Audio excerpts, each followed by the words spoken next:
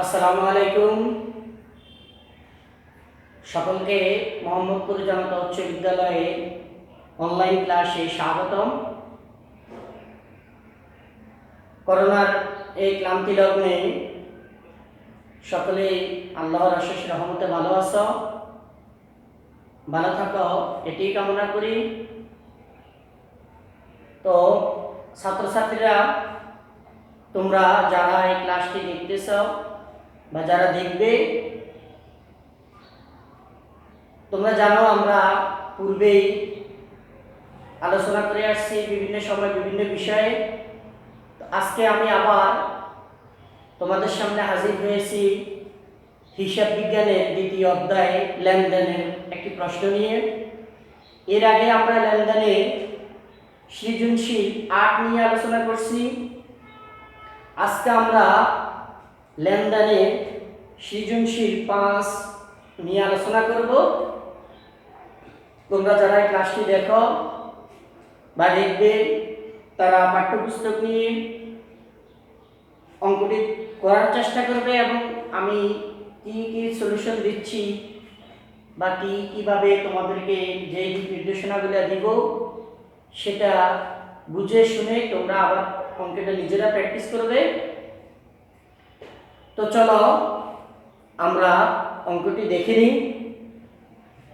আজকে আমাদের হিসাব বিজ্ঞান লেনদেন সৃজনশীল ৫-এ বলা আছে, জেমস ট্রেডার্স 2017 সালের 1 জানুয়ারি তারিখে নগদ 1,20,000 টাকা এবং 70,000 টাকার আসবাবপত্র নিয়ে একটি ব্যবসা শুরু করলো। সারা মাসে প্রতিষ্ঠানের নিম্নোক্ত লেনদেনগুলো সংঘটিত হয়। 2017 সালের জানুয়ারি 1 প্রাইম ব্যাংকে 50,000 টাকা জমা দিয়ে প্রতিষ্ঠানের নামে একটি হিসাব খোলা হলো। জানুয়ারি 4 তারিখে বেলাল এন্টারপ্রাইজের নিকট হতে 45,000 টাকার পণ্য ক্রয়, নগদ 20,000 টাকা এবং চেকে 15,000 টাকা প্রদান। জানুয়ারি 6 তারিখে 80,000 টাকার পণ্য বিক্রয়, নগদ 30, চেকে 25,000 টাকা পাওয়া গেল। জানুয়ারির 19 তারিখে বেলাল এন্টারপ্রাইজের অবশিষ্ট পাওনা 10,000 টাকা পরিশোধ করা হলো।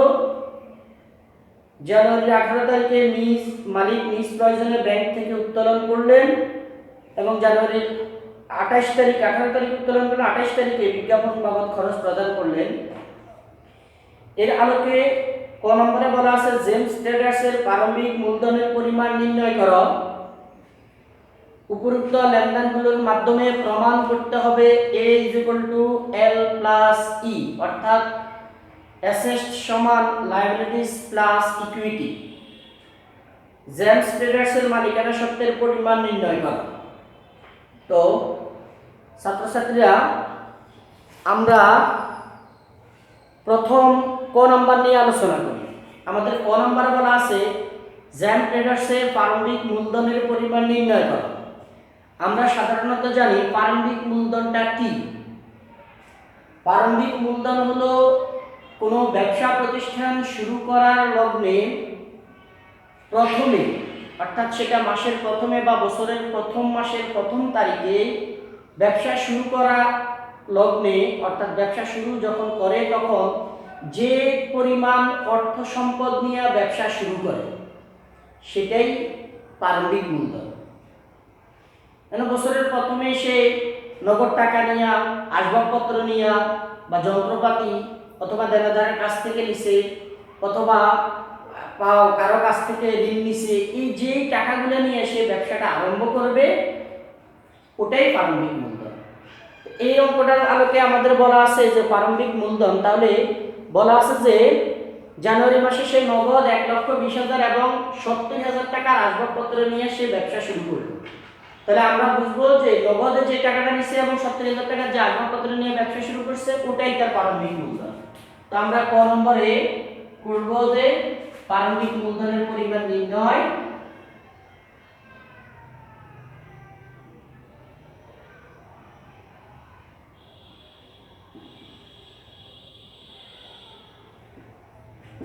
প্রারম্ভিক মূলধনের পরিমাণ নির্ণয়। দেখো এখানে আমরা টাকার কলামে আমাদেরকে দুটি টাকার কলাম রাখতে হবে।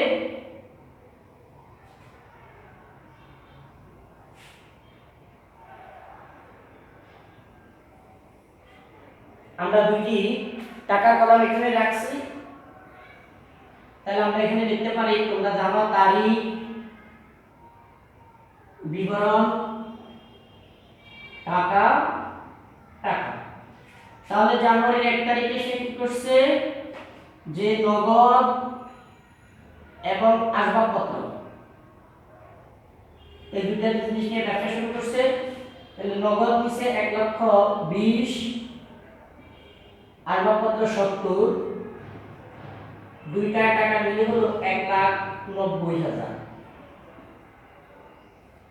দেখো আমি কিভাবে অঙ্কটা করছি, যে নগদ 1,20,000 টাকা এবং আসবাবপত্র জানুয়ারির 1 তারিখে সে নগদ 1,20,000 এবং আসবাবপত্র 70,000 টাকা, মোট 1,90,000 টাকা নিয়ে সে ব্যবসাটি আরম্ভ করলো। তাহলে এটাই হলো তার প্রারম্ভিক মূলধনের পরিমাণ নির্ণয়, ক নাম্বার সলিউশন। তোমরা একটু দেখে নাও ভালোভাবে, যে এটাই তার প্রারম্ভিক মূলধনের পরিমাণ নির্ণয়। তাহলে আমরা এইভাবে ক নাম্বার অঙ্কটা করব।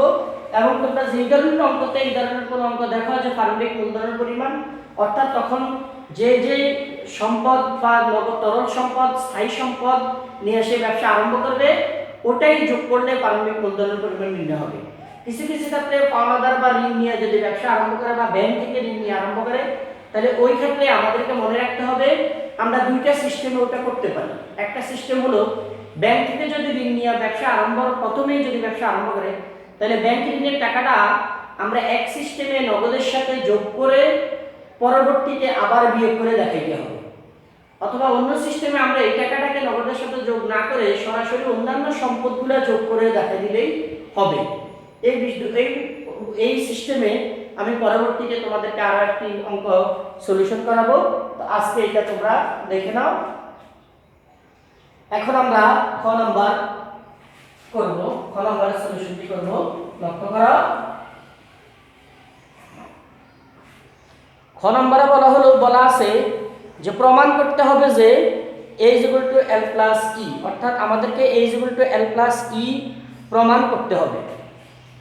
তাহলে এই প্রমাণের ক্ষেত্রে আমাদেরকে এই খ নম্বরে a = l + e যদি আমাদেরকে প্রমাণ করতে হয়, তাহলে আমরা বিবরণী ছকের মাধ্যমে অঙ্কটা করতে হবে। তোমরা জানো যে বিবরণী ছকের মাধ্যমে আমাদেরকে এই ধরনের অঙ্কগুলো করতে হয়। এটা মন্তব্য, এটা তারিখ, এটা উদ্ধৃত,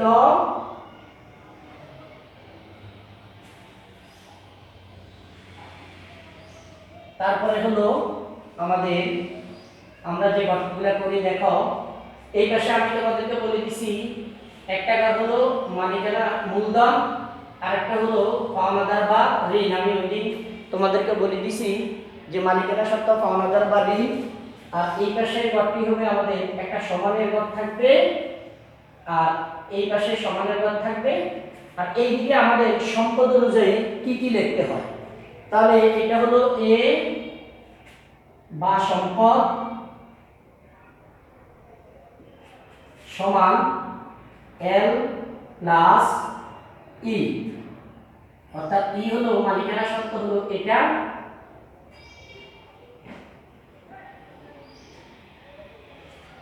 এটা হলো পাওনাদার, যেটা আমাদের এই কলামে পাওনাদারের টাকা আছে। এটা হলো মন্তব্য, রিমার্কেবল আমরা যেটাকে বলি মন্তব্য। আর এই পাশে এটা হলো তারিখ, এটা হলো উদ্ধৃত। প্রত্যেকটা তারিখ শেষে আমরা উদ্ধৃতের ঘরটা যেটা নির্ণয় করব এটা। এখন লক্ষ্য করো, আমাদেরকে এই অঙ্কটা নির্ধারণ করার ক্ষেত্রে কি কি সমস্যাগুলো আমরা দেখি। আমরা প্রথমত দেখি এখানে নগদের ঘর আছে, আমরা একটা নগদের ঘর করব।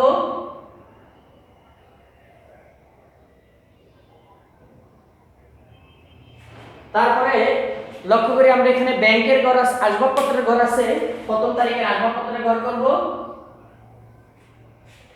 তারপরে দেখো এখানে একটা ব্যাংকের হিসাব আছে, আমরা ব্যাংক হিসাবের ঘরটা করব। এবং শেষে দেখো প্রাপ্য হিসাব, অর্থাৎ ধারে ক্রয় বিক্রয়ের একটা অঙ্ক আছে, তাহলে এটা ধারে ক্রয় বিক্রয়ের অঙ্কটা রাখবো। আমরা নগদের ঘরটা যদি আরেকটু বড় করে করি, লক্ষ্য করো, তাহলে এটা হলো নগদ এটা হলো আসবাবপত্র, এটা হলো ব্যাংক হিসাব,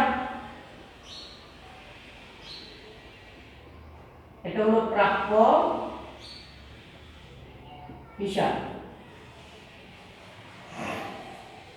আমরা সম্পত্তির পাশে দেখো 4টি ঘর পেয়েছি, এখানে নগদের ঘর পেয়েছি, আসবাবপত্রের ঘর পেয়েছি, তারপরে তোমার আসবাবপত্রের ঘর পেয়েছি,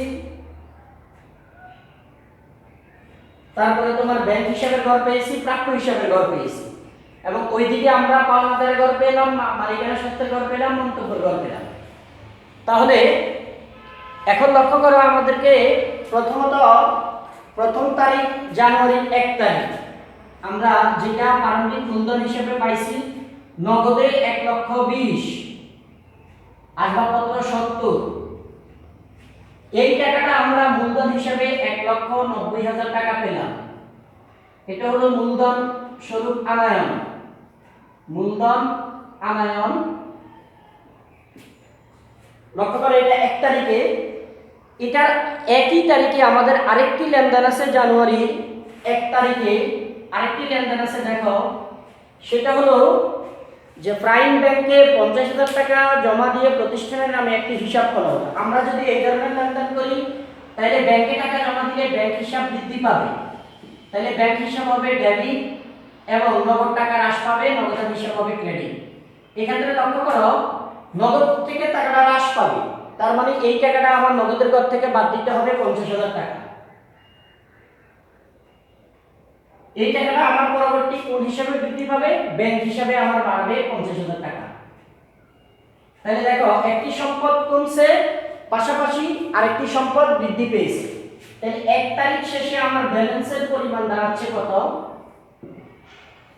যে এইদিকে হলো আমার 50,000, এটা 70,000, এখান থেকে যদি আমার 50,000 টাকা কমে তাহলে দাঁড়াচ্ছে আমার 70,000।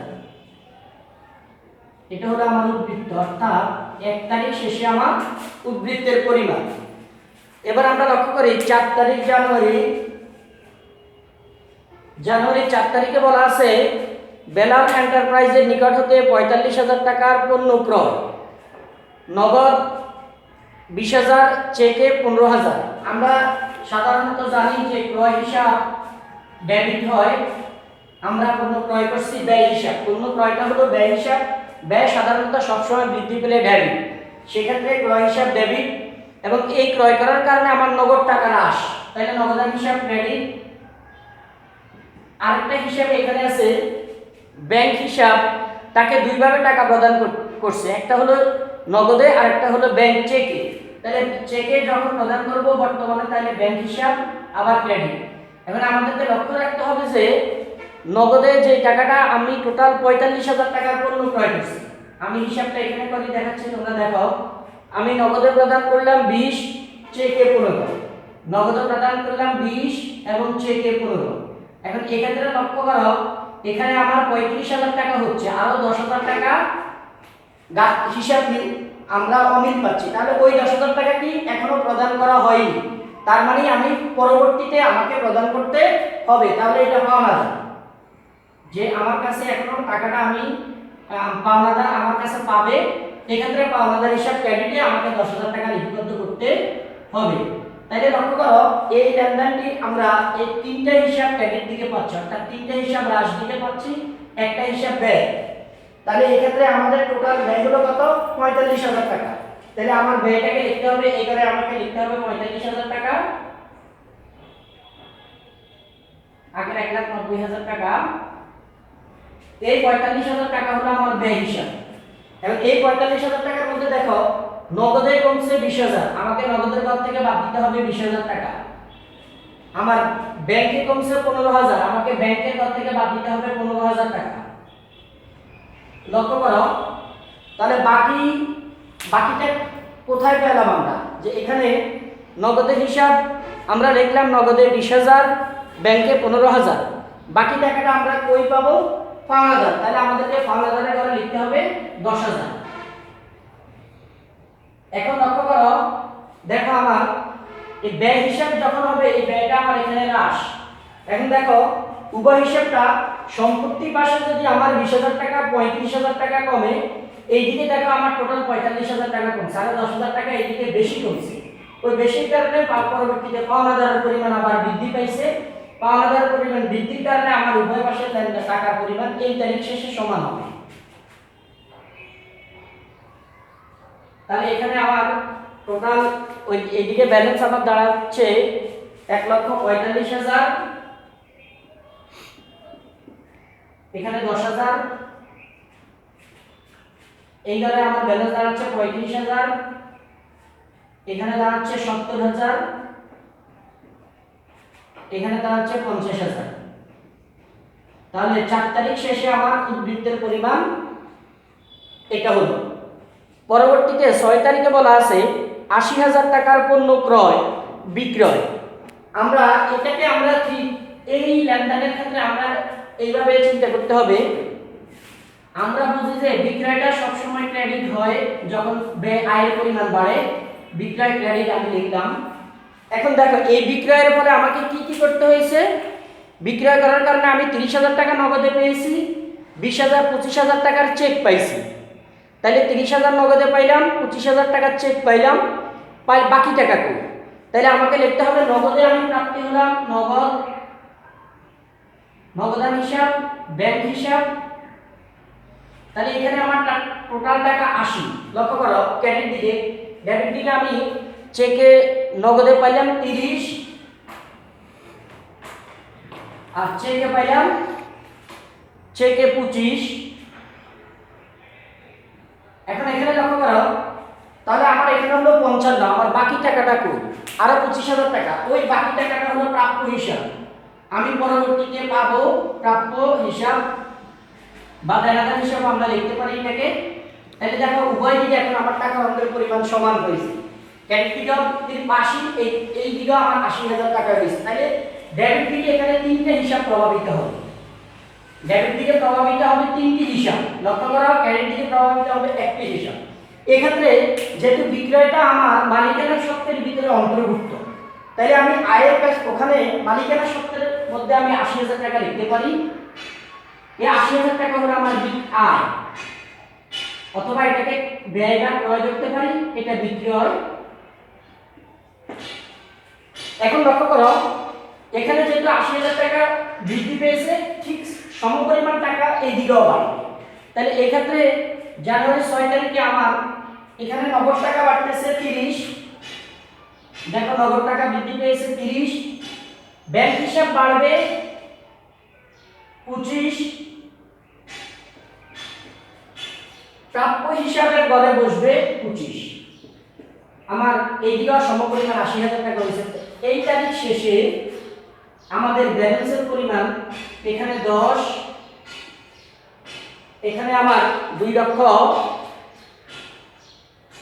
এইদিকে 2,25,000, এখানে 25, এখানে 60, এখানে 70, এখানে 80। এটা হলো আমার 6 তারিখ শেষে আমার টোটাল লেনদেনের পরিমাণ।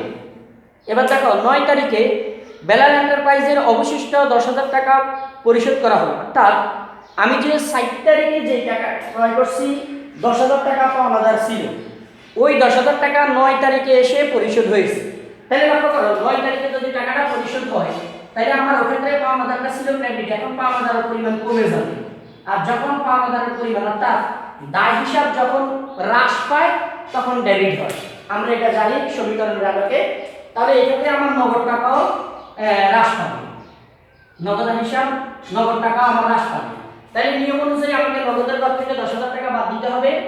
9 তারিখে নগদের ঘর থেকে 10,000 টাকা বাদ দিতে হবে, আবার এই পাওনাদারের ঘর থেকে আমাকে এই 10,000 টাকা বাদ দিতে হবে।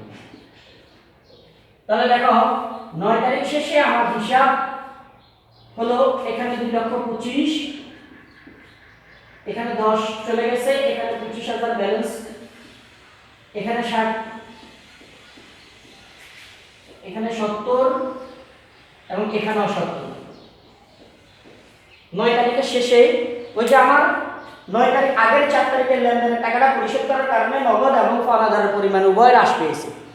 18 তারিখে মালিক নিজ প্রয়োজনে ব্যাংক থেকে উত্তোলন, অর্থাৎ মালিক যদি নিজ প্রয়োজনে ব্যাংক থেকে উত্তোলন করে তাহলে আমার উত্তোলন হিসাব হয়। এক্ষেত্রে আমাদেরকে একটা বিষয় জানতে হবে, মালিকের নিজ প্রয়োজনে যদি ব্যাংক থেকে কোনো টাকা উত্তোলন করে তাহলে সেটা উত্তোলন হিসাবে যাবে। তাহলে উত্তোলন হিসাব, এক্ষেত্রে উত্তোলন হিসাব হবে ডেবিট, এবং মালিক ব্যাংক থেকে উত্তোলন করছে, আমার ব্যাংকে টাকা হ্রাস পাবে, ব্যাংক হিসাব হবে ক্রেডিট। এটা হলো আমার ডেবিট ক্রেডিট বিশ্লেষণের ক্ষেত্রে। তাহলে উত্তোলন হিসাবটা আমার কোথায়? এই মালিকানা সত্ত্বের ভিতরে। এটা তো তোমরা জানো সি প্লাস আর মাইনাস ই মাইনাস ডি, অর্থাৎ এই ডি মানে ড্রয়িং। তাহলে এই ক্ষেত্রে আমার এখানে আছে, তাহলে ডিটা ওখানে বাদ যাবে। তাহলে উত্তোলন কত? সে 8000 টাকা উত্তোলন করছে, এই 8000 টাকা আমাকে এখান থেকে বাদ দিতে হবে। আমাকে এখানে লিখতে হবে উত্তোলন।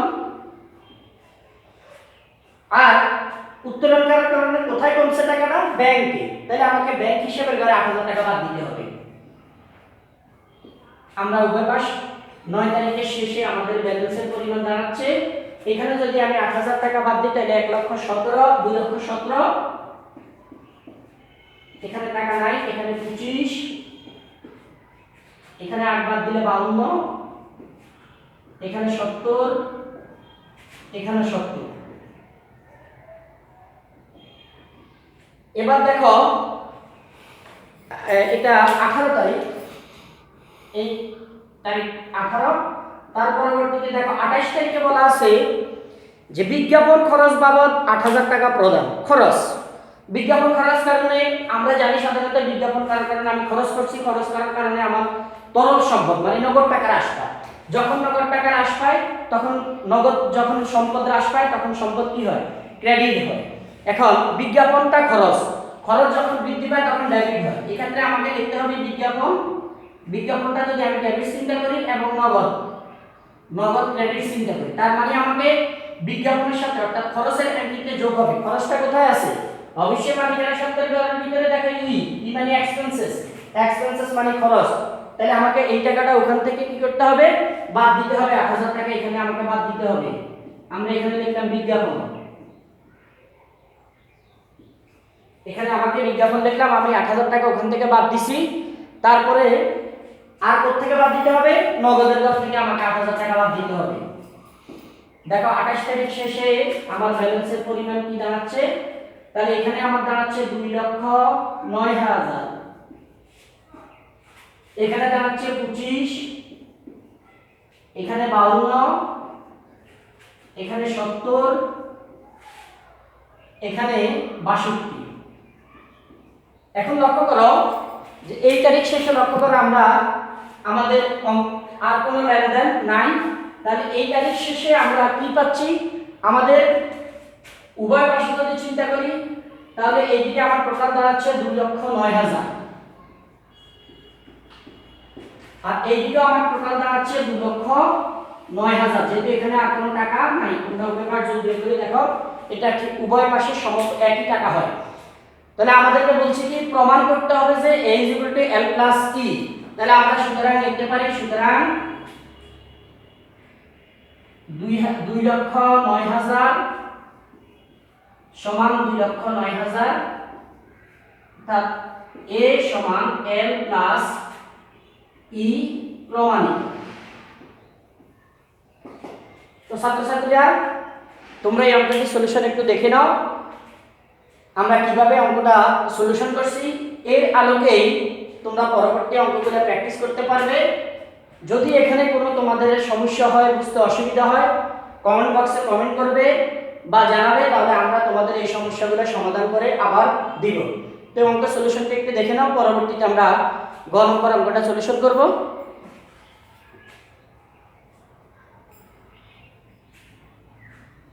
এবার আমরা গ নম্বর অঙ্কটা সলিউশন করব।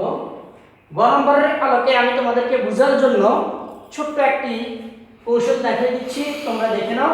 আমরা এটা এবার মুছে ফেলি, পুরোটা মুছবো না, আমি এই গড়ের টাকাটা রেখে দিব তোমাদের বোঝার জন্য। আমি এই গড়ের টাকাটা রেখে দিচ্ছি, দেখো তোমরা পরবর্তীতে আমরা কি বলি একটু দেখে নাও।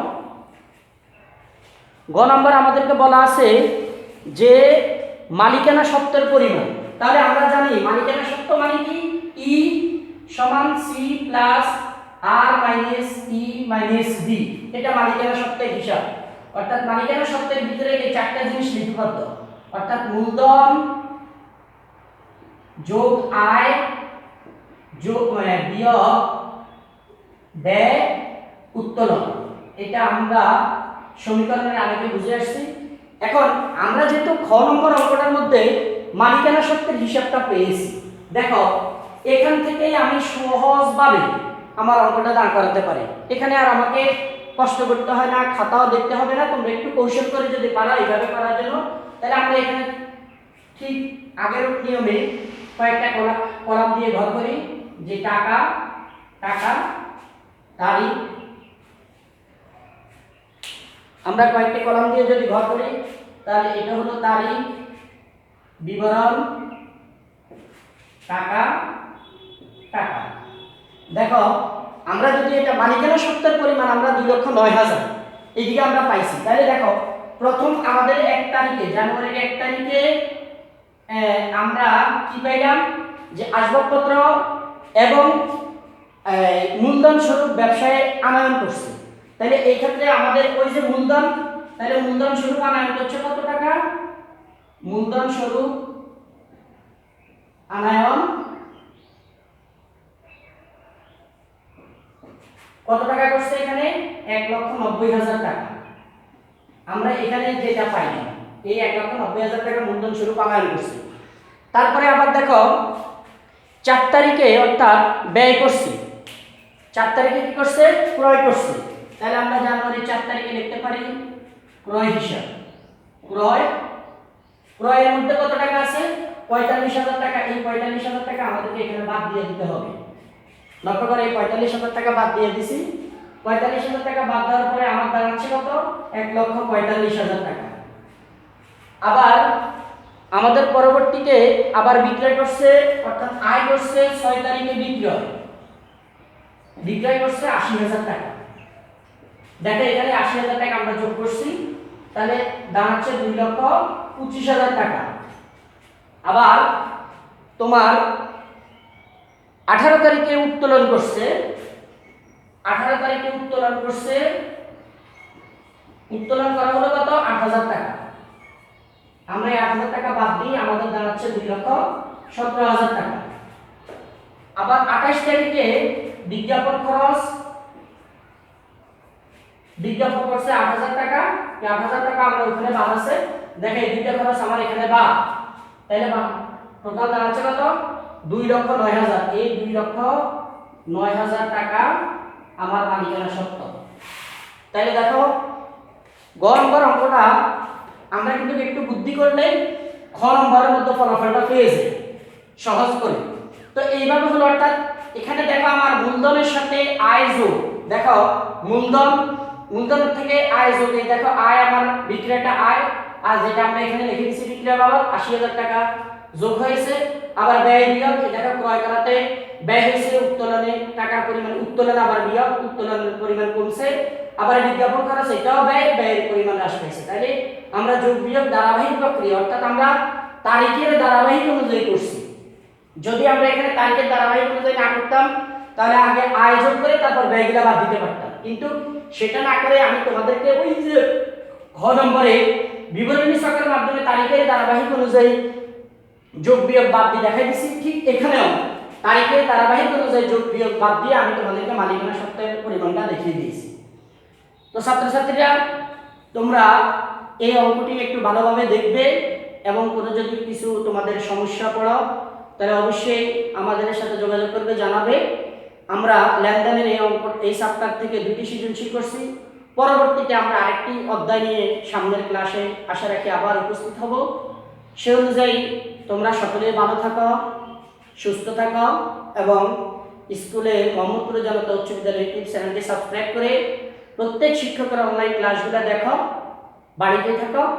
সকলের সুস্থতা কামনা করে আজকের মতো বিদায় নিচ্ছি। আসসালামু আলাইকুম।